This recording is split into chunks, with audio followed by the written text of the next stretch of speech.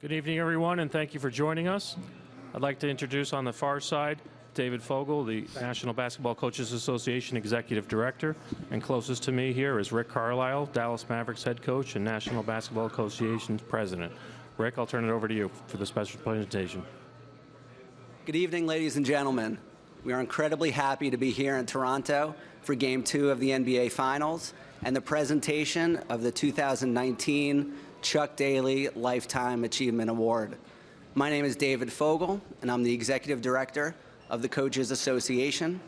On behalf of Coaches Association President Rick Carlisle, our Executive Committee, and all of our coaches, I just want to say a sincere thank you to Commissioner Silver, Mark Tatum, Byron, Kiki, Charlie, and all the league for all the help, support, and for giving us this tremendous platform to honor our veteran coaches.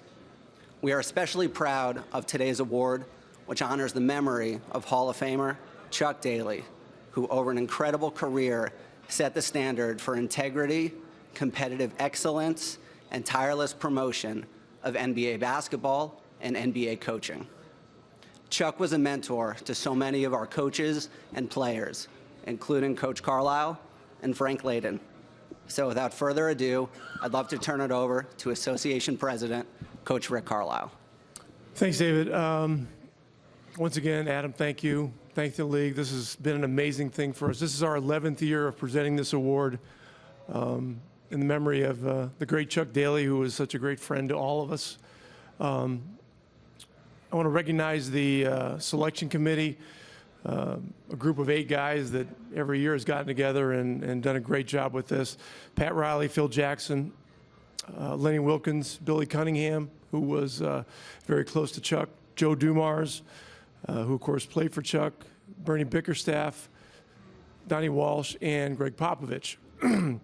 Our past recipients are Tom Heinsohn, Tex Winter, Jack Ramsay, Lenny Wilkens, Pat Riley, Bill Fitch, Bernie Bickerstaff, Dick Motta, Casey Jones, Jerry Sloan, Al Attles, Hubie Brown, and last year was Doug Moe. And this year it's going to be the gentleman to my right. And just before I get started, I want to recognize the fact that yesterday was Frank and Barbara's 62nd wedding anniversary. Congratulations on that, which is pretty amazing.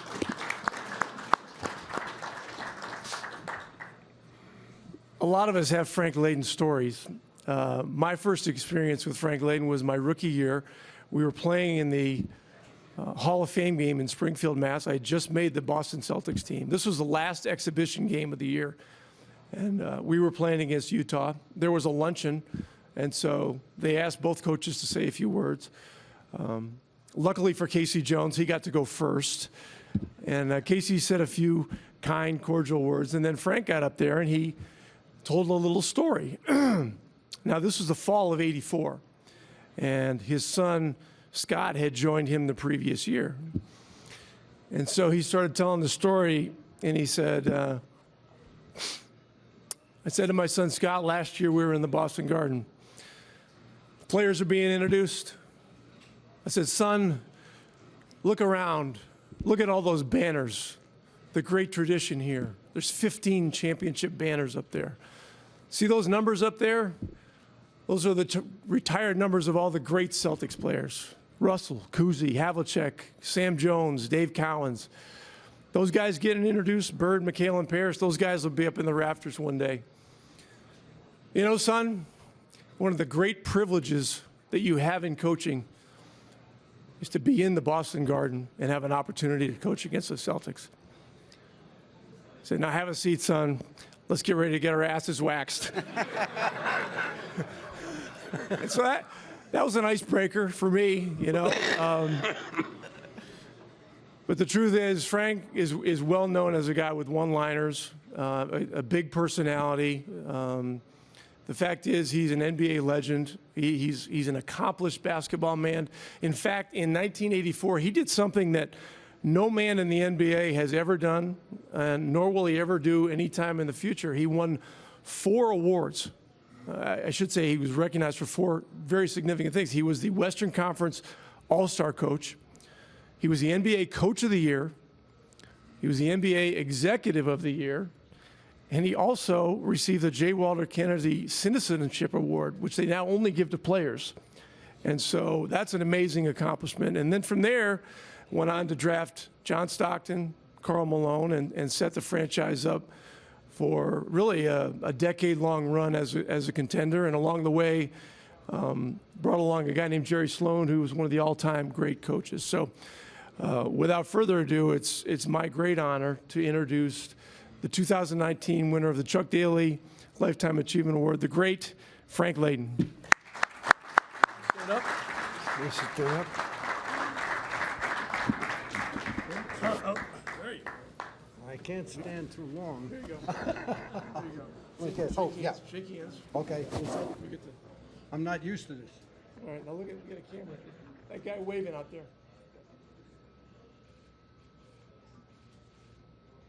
Got it? Okay. Okay. All right, down you go. Up. Oh, got one Never more. miss a Over photo there. op. Got it? Okay. Thank you All right, very go much. ahead, we got you. Okay. Let me see. Get back in there again. Okay. Yeah. The mic's all yours, Frank. Rick, how many more years you got on this term as president? I don't know. We got to work on your delivery a little bit. You know, you had them quivering, but not really laughing. Yeah. Someday I'll get there, maybe. You got to work, son. You got to work. You got to work at it. It's a semi-pleasure to be here again this year with you.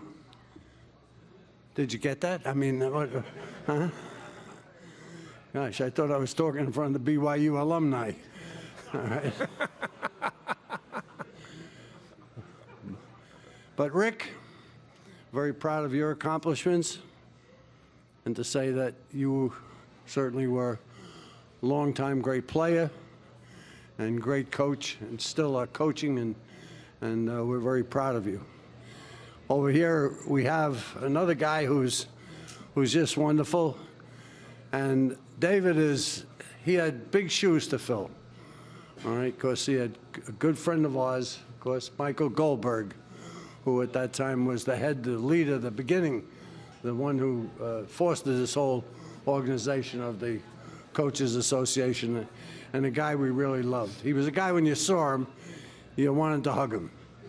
Now, we're not quite that ready for you yet to do that, but anyway, thank both of you. It's wonderful. And Commissioner Silva, it's such a pleasure to see you, and to be able to say, we don't do this enough, but to say to people in public, you're doing a great job, and we're very proud of you and be proud of the NBA. Yes, and I think that is worth a round of applause. Of course, my good friend Wayne Embry is here, and longtime friend.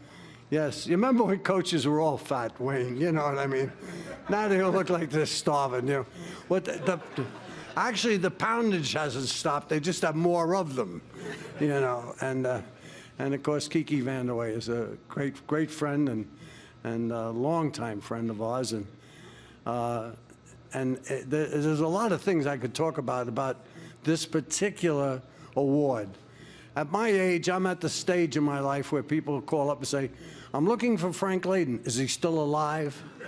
You know, I understand that. So this is probably the last award I'll ever receive. But you know, it's also the most important one, because first of all, my family could be here and could help to share it with me. You know, Chuck Daly was a friend long before our association in the NBA.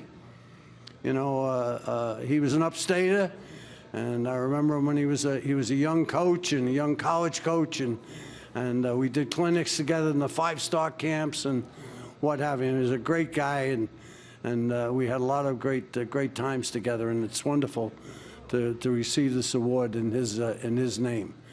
And then the people you named that had won this award previously, certainly an all-star type group. You know, Academy Award winners. I don't really believe that I should be amongst that group. But nevertheless, here I am, and I'm going to take it home with me, no matter what, all right? I think also the wonderful, one of the things I heard about the group that made the selection committee. And when I realized at the coaches on that group that I helped to put most of them in the Hall of Fame by losing to them constantly. All right, now you're looking at somebody.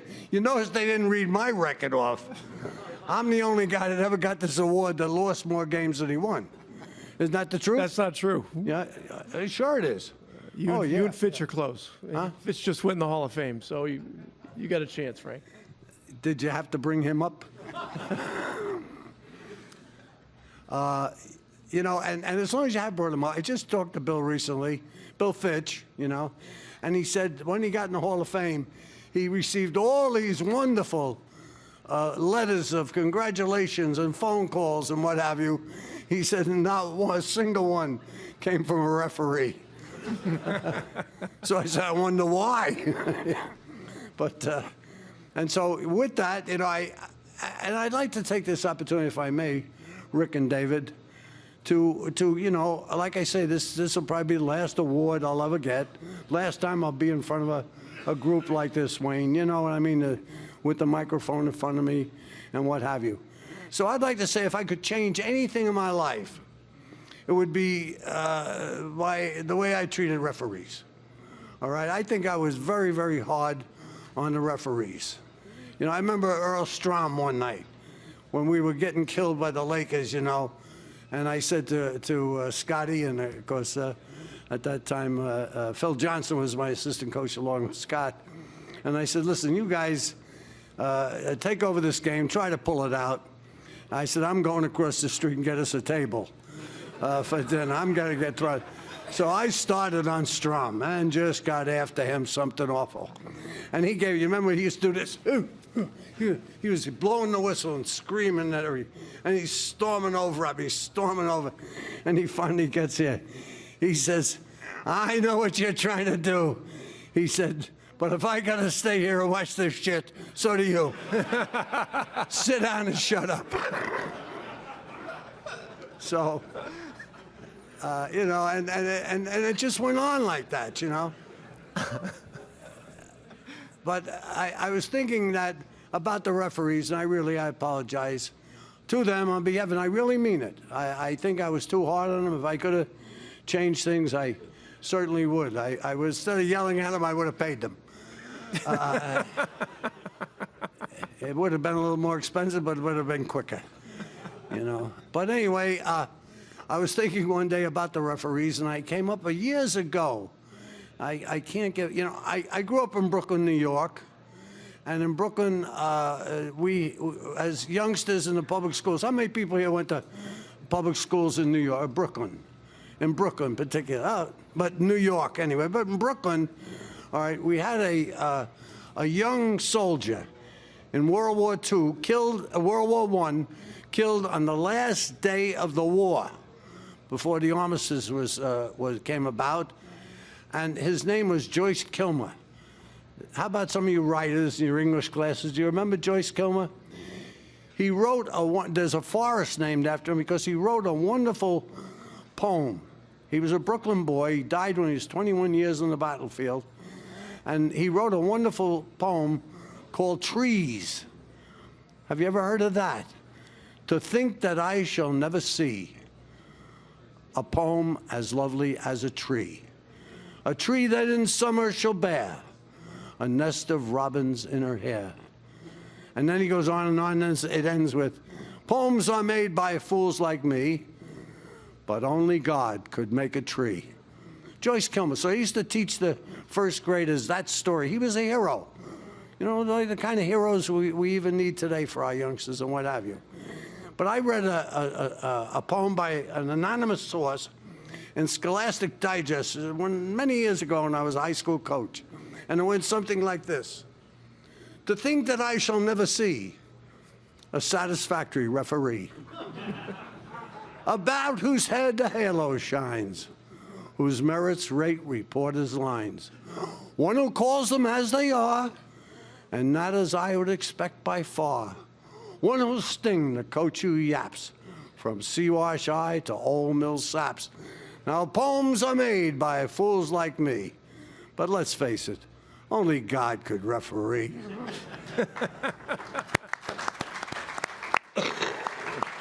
Anybody have any questions for Frank? Well, no, just one more thing. Hey, listen, you got somewhere to go? Huh? There's a game in an hour. I'll tell you, those suits are coming back. Don't worry. I got one of those for my communion. All right. But this is, when you think about it, if I may, this is something that we come together. I brought the idea that we had, friends like Wayne, yourself, David, and Kiki, and Hubie Brown, my old roommates, broadcasting the game today, and we were teammates and roommates at Niagara University many years ago, and coached together in the NBA together. He was the one that brought me into the NBA, and that was a wonderful time and a wonderful day.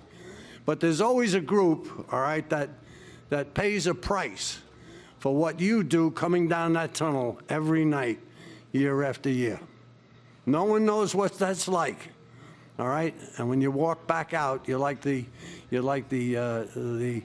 bullfighter who drags his cape behind him. All right? There'll be a smile on your face some of the times if you're fortunate enough to win, but a lot of times you pay a terrible price. And I have very fortunate for this particular trip, all right, to be able to have my whole family here. All right? Scott Layden. All right, Scotty, stand up. Huh? Look at him. You remember? I used to... When I was 13 years old, that's how I was built. All right? Michael Layden is my other son, all right? And Kate Layden, my daughter. Yeah. All right. All right, and their spouses are with them, all right? Would you like to stand up and say, take a bow? Yeah, okay. So we're able to come here together, and Barbara and I, Barbara, stand up. People said, how did it last so long? Well, when you see how pretty she is, all right? Yeah. Yesterday was our 62nd wedding anniversary. 62 years. This lady, if this is what I get, she deserves the Eiffel Tower. But it's been a wonderful, wonderful relationship. And she brought the children up well while I was trying to bring up your children. But she was a wonderful coach's wife, and it's time that I said it publicly. I love you, and I always will, and God bless you, and thank you for being my wife and the mother of my children. All right. So, yeah. And we're seeing great players today. People are asking me all about it. We're very fortunate to have the opportunity to see the great athletes we have today. This is an amazing game that just continues to get better. Now, in baseball, they get better if they change the equipment. We don't do that here. But we're very fortunate to have great athletes who are great performers in great venues like this. And this is a great host city in Toronto, who I knew a lot about because I used to coach and went to school at Niagara University, which is close by. But anyway, we're here. God bless you. Thank you for coming.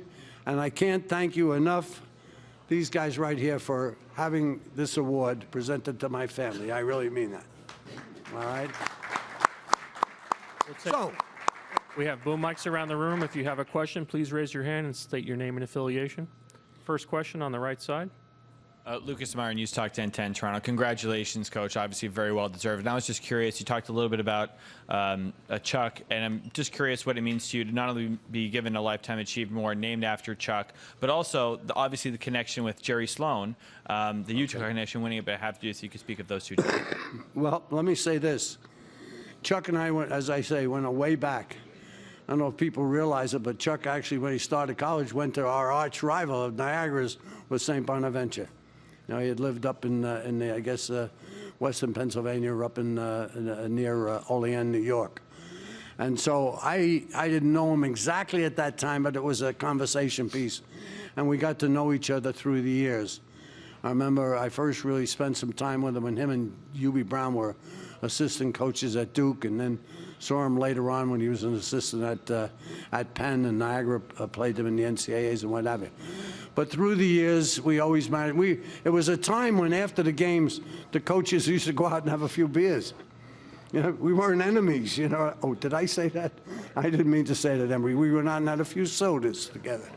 All right, but yeah, you know, it wasn't all-out war. You know, it was not only competitive, but it was a lot of fun. So getting to an award that is not just some anonymous being, but somebody that I knew and respected and had spent real time with and had respect for knowing him in that way, it makes it extra special. Does that help at all? You know, I mean, yeah, thank you. Next question, Steve, here on the left. Hi, Frank. Steve Ashburner, NBA.com. Yes. Karl Malone can't say enough good things about you. And one of those was that when Coach retired, he stayed retired. Did you ever get the itch to come back? You were relatively young when you did quit. Did you ever get the itch? And if not, why? I never got the itch to coach. I never missed coaching. I missed playing. You know, I loved basketball. I loved to play basketball. I played it as long as I could in playgrounds and what have you. You know, I was a gym rat and what have you. But coaching is a profession. It's teaching. The game itself is merely a tool.